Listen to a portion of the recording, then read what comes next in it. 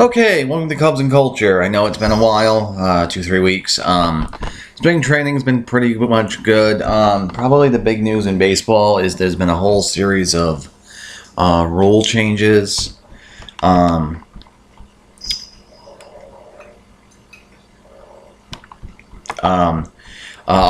to baseball to try to improve the pace of play. Most of them are really superficial. Like they reduced the number of mound visits per allowed per game, like 6 to 5 or whatever. But the most substantial one, and the one people have been complaining about, is really pitchers must face 3 batters unless they finish an inning or they're injured. And that's kind of what I want to talk about because I keep getting into this argument online, and I kind of want to just have something on audio so I can just record it. Anyway, so this is going to seem a little bit out of the left field, but I want to talk about curling for a moment because I think bullpen pitching type stuff is absolutely related to similar to something that happened in curling in the 90s. Let me bring up a calculator real fast. Anyway, so excuse me. So curling, if you don't know anything about it, the object of the game is to have your rocks closer to the center than your opponents. And so each team has 8 rocks, and at the end, when all 8 rocks are thrown, whichever team has the rocks closest to the center, that's the team who gets point. And the more rocks you have closer than an opponent rock, that's more points. So if you have only one, if you have one that's dead center, then all your opponents are surrounding it, that's worth 1 point. It's 2, etc. Now there's a theoretical issue that really came to the head in the early 90s in curling, which is referred to as peeling. And so in curling, the last stone, like in shuffleboard, is really important because it's really the stopgap measure, and then moving the last piece basically allows you to dictate what happens in the end, because at the very last second you can curl into this. Now there's this strategy called peeling, which is basically if you have the last stone, you don't play to get points. You play to blank the end to retain the hammer, because it's then you're just dictating the entire game. So what happened is, so the idea behind peeling is the team on defense, basically the people who throw first, would put up a stone right where my mouse is, and then your team would come along and hit it out, and then throw it so hard it goes through the house, and so both stones end up dead.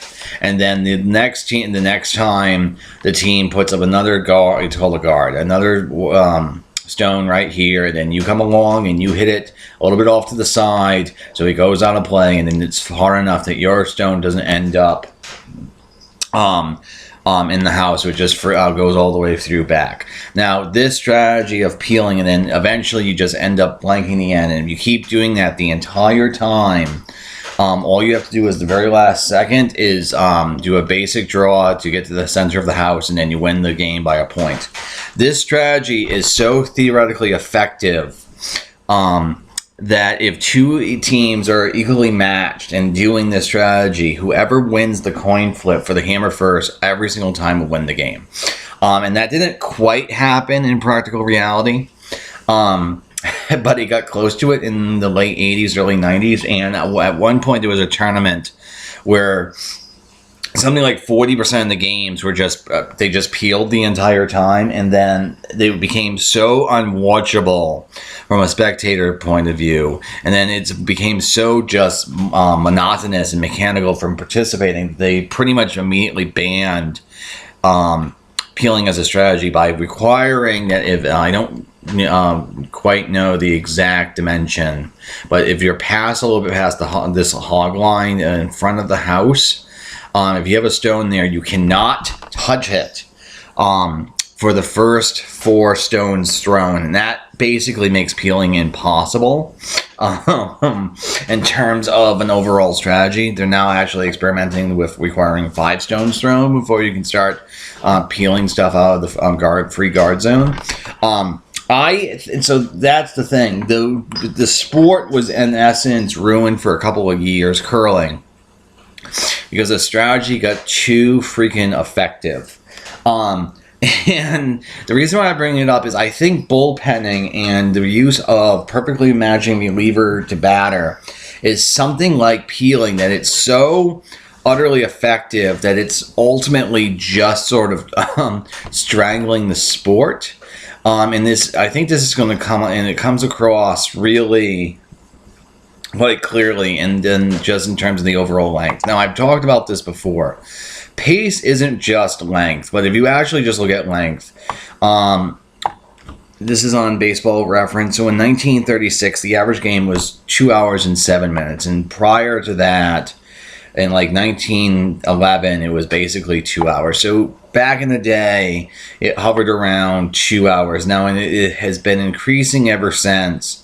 And it's now hovering around 3 hours. Last year, we actually shaved off 5 minutes or 4 minutes, depending upon extra innings and everything. And which is fine. That's just from mound visits and everything like that, and it's also just regression. But it's about 3 hours. If you do the math, from a fan perspective, if you were following a baseball team in 1936 at let's just say 2 hours, you have 2 hours times 154 divided by 24. Over 6 months, they were asking for 13 days of your life. Now, following, and this is just regular season, 162 times 3 divided by 24. They're asking for 8 more days, basically, per regular season. Now, I love baseball. I absolutely would, if I could, spend every single day watching baseball, and then when there wasn't a game on, watching movies, I would. It's just not practical, however, to do that. And so it is, just in terms of not to get boring or sluggish or anything like that, the amount of time they're asking you to invest in a baseball team has gotten a third worse, basically. And that's not okay. Like, that makes it harder for fans to get into the sport, because it is so much out of it. Now, length to me isn't really the major sort of issue. My major sort of issue. Why are you freezing? Are you frozen? My major sort of issue is the way in which the proliferation of the 3 true outcomes have happened. Give me a second. Are you even? I think no. Okay, there we go. Okay. The proliferation of the 3 true outcomes, way in which it has happened, is getting kind of ridiculous. So to me, the major issue is the amount of the 3 true outcomes are strikeouts, walks, and home runs. All 3 of them are at sort of record clips, but the worst one is strikeouts, where, because of strikeouts, last year was the first year ever in which there were more strikeouts than hits. There were 188 more strikeouts than hits last year. That's never really happened. Strikeouts in the game in games are sort of, if they happen as much as they are, they're not as because a strikeout is just a battle between the pitcher and a catcher, but you're actually pitcher and the batter, but you're actually watching a team sport. So, like, even if it's a routine can of corn in the outfield, or a routine ground out, it still involves 2 other people, or 1 other person in the case of the fly out, and it's just not as interesting. More importantly, we know that the leverage index, which is chances of each team winning across time is getting flatter because leads are getting more secure, and because of that, it means if you bring a lead into the seventh, it's often secure, even if it's just 1 or 2 runs, and that hasn't used to be the case. And then it's also true, and you can see this on 538, that more and more players rates of walk, strikeout, and home runs have increasing. So Adam Dunn's are increasing as well, and it's all sort of feeding into it. Now I think there's several reasons for why this is happening, why the 3 true outcomes are occurring. The main one is the amount of velocity in the game has increased exponentially over the years. Both because pitchers are throwing harder, but more importantly, bullpens are being used more and more often, so the pitchers are being fresher. And so because of that, they can really let it eat and just throw as hard as they can. So last year, it was 40% of innings were thrown by bullpens, which is the highest percentage of ever. It used to be more like 90% were starters and 10% was relievers. Now it's almost a 50-50. It might actually be 50-50. There's that. Now so that's one of the reasons why the strikeouts are increasing. Now the other sort of thing is defensive shifting, which has really exploded over the last 10-15 years. The way in which hitters have decided to beat the shift, by the most part, is the launch angle revolution, which is when you try to uppercut the ball and drive the ball up and out into the gaps and or out of the park. Which beats the shift by hitting over the shift. Now, what's pernicious about this is this reinforces the strikeout problem, because it causes snapdragon curveballs to be really vulnerable, because you're basically having long loopy swings. So there's that. And then the other issue in terms of pace that's been happening that is utterly different than it's ever been, has been foul balls have been increasing at a record clip. They were like a 20% increase, and foul balls. A 12% increase from since 1998. Now that's pretty huge, and they sort of outnumbered balls in play last year. That there were more foul balls than actual balls in play, which is a little bit annoying. And the reason why is foul balls don't actually resolve the plate appearance, so they're basically dead time. And I think the issue with that is, again, it's just emergency hacks and everything like that. And then also, they looked into this at 538. It's also foul territory has gotten smaller, so foul outs aren't as common. And so because of that, foul balls have also increased it. So it's just pitching utterly dominating hitting. What's sort of interesting about this conversation about whether or not pace of play needs to happen, or the way in which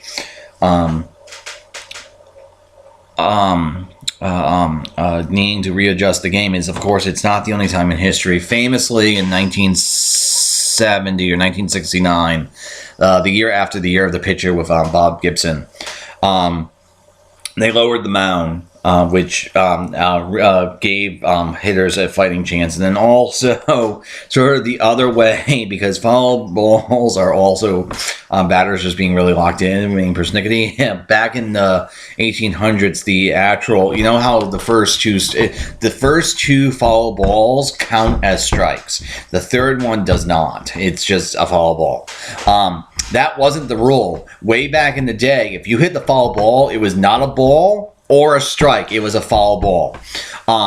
as in like the third strike you have to get the person to swing by it or a foul tip, or freeze the person. That did not exist. You did not get a strike even if they fouled the ball off way back in the day until they actually threw a strike. They changed that in about 1900 because Roy Thomas following off pitches. That ends up just being the case. In any case, so the point of the matter is, what I was trying to go here is that when you're talking about changing how baseball is running or changing the rules or tweaking the rules, to me it's really a false dilemma saying that we're going to leave the game alone versus tweaking the rules. Because what you're actually debating is what set of changes you want to deal with. If we if the rules do not change, I think the metadata, the stuff I've been talking about, if you want to read it, I gave you some articles. Excuse me. You don't change the rules. You are in essence saying that the trends that are happening in the sport, strikeouts outnumbering hits, the leverage index getting flatter, the way in which the defensive shifting and launch angle, everything like that, causing really feast and famine sort of offenses where games are either no one can score because the pitching is too dominant, or the pitcher had an off day in the first inning and so the score is now 12-0. Where in both cases they make the games not make the game not as engaging because in one case it's already over in the first inning, in the other case it's just monotonous. You're voting for those sort of changes by leaving the rules in place. And you're saying that, yes, the way in which the sport is developing is okay with me. And I actually think this is a huge issue that people don't quite realize what they're doing. Because if you took someone from 1994 and plopped them in front in spring training, they would probably remark, my God, a lot of strikeouts. And that was 25 years ago. If you put someone back in 1959, they would bitch and complain about strikeouts, and a person from like 1919 would consider the sport basically unrecognizable. And so the notion that you're not changing the sport because you're not changing the rules is false. You are letting the sport change in a certain direction, and that's fine. Maybe you like seeing walks, strikeouts, and home runs, and you like seeing inside baseball double steals, sack bunt, sack fly, just hitting for average, moving the ball, hit and run. When's the last time Joe Madden put a hit and run on, etc.? That you're just saying that, yes, inside baseball tactics, you're okay with those aspects of the game disappearing because you rather not change the rules. Now, I take sort of the other tact. I think this stuff is strangling the sport because, again, I think it's measurable in the leverage index. Games are becoming too much a feast or famine for hitters. And they are also... and so because of that, the games are just getting sort of flat, and they're getting longer and longer and longer. And even though I love baseball and I love watching baseball, I don't like it. Sometimes if a game's 5 hours, I have to watch just the highlights when I come home from work because I have to work. I like most Americans, I get 8 hours for whatever I want to do a day, because it's 8 hours for work, 8 hours for sleep, 8 hours for whatever the hell I want, basically. And that's already cut in by like eating and showering and errands and bills and everything. And during the baseball season, I spend a lot of time watching baseball. And if it's something like if the World Series Game 3, where it was 7 hours and 20 minutes long, if that's how the typical baseball game was, I could not watch it. So I rather intervene in the rule set in excuse me, intervene to try to rebalance the sport, to try to get the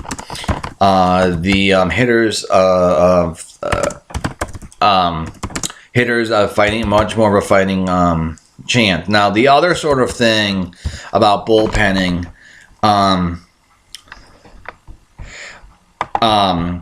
that I want to talk about is, and I'm going to use the Brewers. The Brewers did this in Game 5 of the NLCS. They used Wade Miley was on his bullpen day, and he's left-handed, or he's right. He's left-handed. Yes, he's Miley is left-handed, and the Dodgers basically run out two different lineups depending on who's the left-handed versus the right-hander. So, like, Cody Bellinger basically does not face left-handed pitching. Yasiel Puig doesn't as well, and a whole bunch of other things. I think Jock Peterson, whatever, fuck the Dodgers. So the Brewers, and I think this was actually clever and tactically. The Brewers in Game 5 of the NLCS, Miley was on a bullpen day, so they started him with the intention of him working one out, because the rule right now is the starting pitcher has to make one out, or injury or something like that. They decided to use him for one out, with the idea behind it being he's left-handed, therefore they're going to run out their lineup. The Dodgers will run up their left-handed lineup, which doesn't have a lot of their firepower in, and then they would immediately switch it up for a right-hander, which that lineup is not favorable against, and then you're either getting favorable matchups because Dave Roberts would not be switching out players, so you have the platoon advantage, or you're sort of fucking over Dave Roberts by doing this, because then he immediately has to burn a lot of his substitutions. Now, it didn't really work in the sense that they lost the game. They lost the game at 5-2. Mainly because Clayton Kershaw actually pulled his act together and worked a good game. But in any case, it's a very straightforward. Like it's tactically sound in terms of generating platoon advantages by basically fucking over the opposing manager by doing that. Now, with that and then you also started experimentation. excuse me, in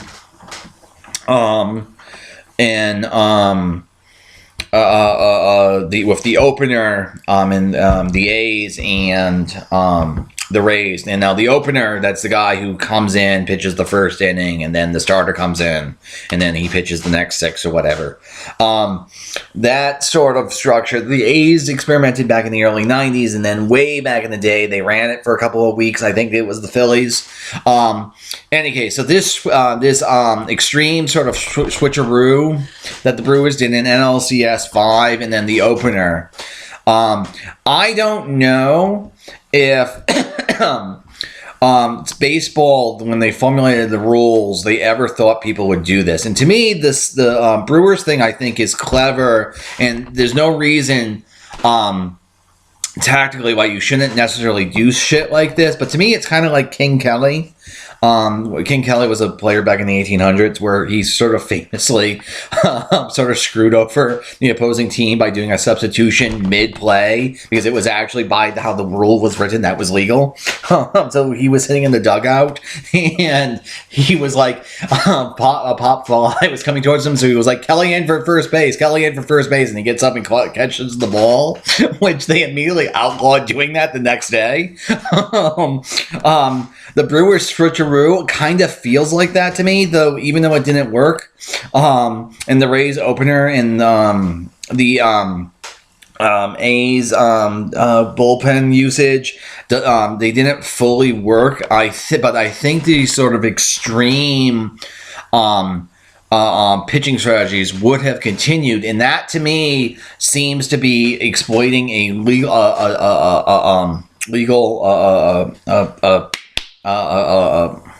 a loophole in the rules, because I don't believe when the rules for pitching substitution was formulated in 1880 or whatever, or 1900 or 1930, whatever the actual rules were written down, the people formulating them would ever think of this, because it's not excuse me, what Craig Counsell did against the Dodgers, while it's clever, is now outside of the norms of the sport. Now that doesn't necessarily mean you should that it's cheating or whatever, but if you allow the rules to stand as is, then you're okay with this sort of normative shift that Craig Counsell did, where he does this sort of extreme, deceptive, where he basically tried to fuck over Dave Roberts by purposely running out the opposite hand pitcher with the intention of not actually using him for a start. And I don't know if that's necessarily fair, but my point is, you're still, by not changing the rules, you're still allowing the sport to change. So to me, it's really a question of what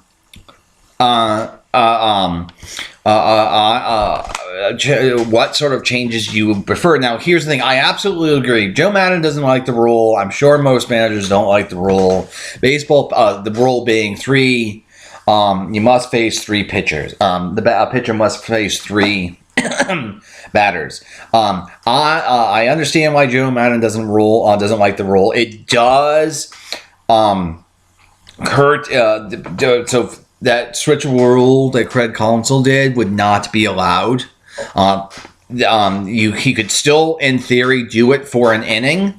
But then then if you're doing that, you're risking not using the pitcher and everything. So it probably like that switcheroo that Counsell pulled, that probably will be the last time and only time in history that particular gambit was used. In theory, it could be used this year, because the 3-batter minimum is happening next year, as in 2020. So I get why people annoys people, especially managers, because it curtails their ability to manage a bullpen out by out, and it's going to encourage managing bullpen inning by inning instead, which I'm sure I've talked about that. Inning-based roles for bullpen is actually inefficient. You should, as a manager, under the current rules, and manage an out by out. So doing doing matchup batter by batter is actually how you should do it, and Jeff Hooks and everything like that. I've talked about that, which is fine. To me, that's actually the virtue of the rule. Virtue of the rule is that it actually does encourage inefficient bullpen management, because you can't do perfectly lined up matchups for batters, and it does somewhat curtail manager's ability to manage the game moment by moment. Now, a couple of things here. While that's true that his bullpen management is impacted, if the freaking thing works as it's intended, and I think it will, especially if other aspects of the rules coming change forward, like the mound being moved back, it's going to increase his options offensively, because he can put on hit and runs, because there's not going to be high octane coming out of the freaking bullpen every single day, etc. And because of the inefficiency of bullpen management, which the rule entails, you're going to have more offense in the last 3 innings. And that, to me, is why it's such a good rule. I don't think it's going to cure the strikeout issue or the proliferation of the 3 true outcomes issue by itself. It will, however, help curtail the final 18 outs of the game, meaning the last 3 innings on both sides, being predominantly ugly strikeouts, because batters are so overwhelmed.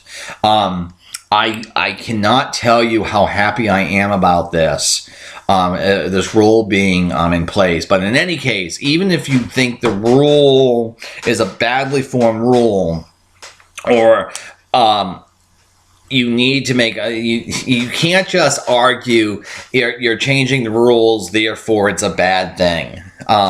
You have to argue that the current form of baseball, as it is developing now, isn't an issue. Even though I think it is. Baseball today is still a great game, but even from like 15 years ago in like 2003, 2004, it's far more monotonous than it ever once was. So it's not really just length. I don't go to a ballpark game to see people whiffing a bat around. I want balls in play. I want less strikeouts. I think pitching, especially with analytics and everything I've been talking about, has dominated hitters in such a way that it's just going to crush them. And I don't think it's the hitters can actually physically adjust to it anymore. In the sense that their visual perceptual systems aren't strong enough. Anyway, I'm ranting at this point. See you guys in a minute. Have a good night. Oh wow.